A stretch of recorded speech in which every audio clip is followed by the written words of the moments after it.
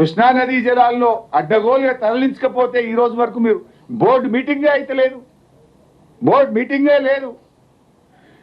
ఇలా 80% ఆంధ్రప్రదేశ్ తీసుకుపోయింది కృష్ణా జిల్లాల్లో, 80%. అయినా మీరు మాట్లాడరు. ఇటు గోదావరిలో ఉన్న హక్కును వాడు కథం పడుతుండు, దీని మీద మాట్లాడరు. సో ఇప్పటికైనా నేను రేవంత్ రెడ్డి గారిని ప్రభుత్వాన్ని అడుగుతా ఉన్నా.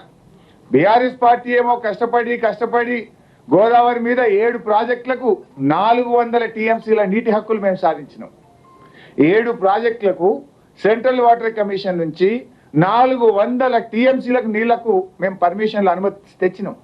నువ్వు ఒక్క టీఎంసీకి అనుమతి దేలే, ఉన్నది ఓడగొడుతున్నావు నువ్వు. అందుకే ఇంత ఆవేదనతో మాట్లాడుతున్నాం, ఇంత బాధ్యతతో మాట్లాడుతున్నాం, నిన్ను నిద్ర లేపడానికి మాట్లాడుతున్నాం.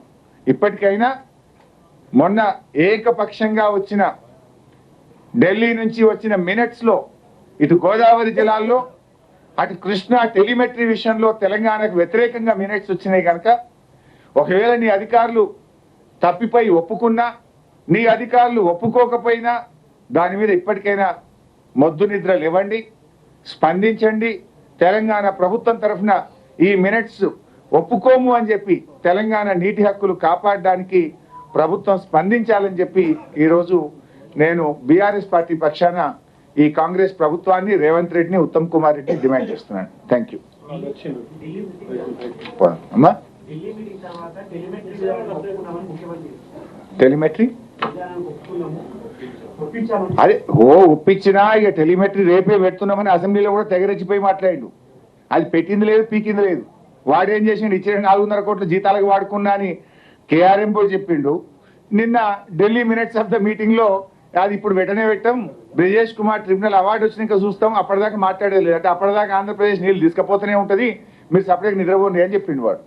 చెప్తే మరి దాని మీద మాట్లాడాలన్నా వద్దా? ఈ మినిట్స్ మీద నువ్వు అట్లా చెప్తావు, పెట్టాలి, ఇది మా హక్కు, మా నీళ్లు మాకు ఇయ్యాలని దీని మీద రాష్ట్ర ప్రభుత్వం స్పందించదా? ఈ మినిట్స్ మీద మీరు మాట్లాడే బాధ్యత మీకు లేదా? ఇట్లా నేను మీకు తెలుసు, నల్లమల్ల సాగర్ విషయంలో గతంలో మాట్లాడినా, బనకచెర్ల విషయంలో మాట్లాడినా.